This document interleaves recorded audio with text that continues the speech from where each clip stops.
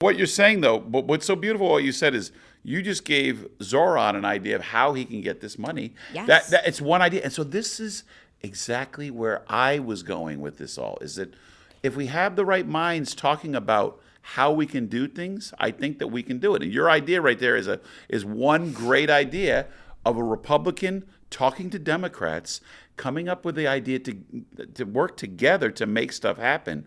Yeah. That is why our country, to me, has always been great, because of the differences between each other. I agree, but then all of a sudden 2008 rolled along and everything started to unravel slowly. Yep. I'm not saying it was all Obama's fault. It's not what I'm saying.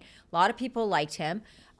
He was very well spoken, very easy on the eyes, might I add. Yeah. It got more divisive and more divided and more, and it just kept going and going and going. And then Trump was like the icing on the cake. Yeah. And then all of a sudden it was like, oh, remember these FCC rules that were supposed to be in place where if you lied on the news and you're not supposed to be opinionated, you get in trouble? Well, those were thrown out the fucking window, Yeah. right? I think Elon put them on a spaceship and shipped them off to Mars because they're gone and we can't find them. You know what I mean?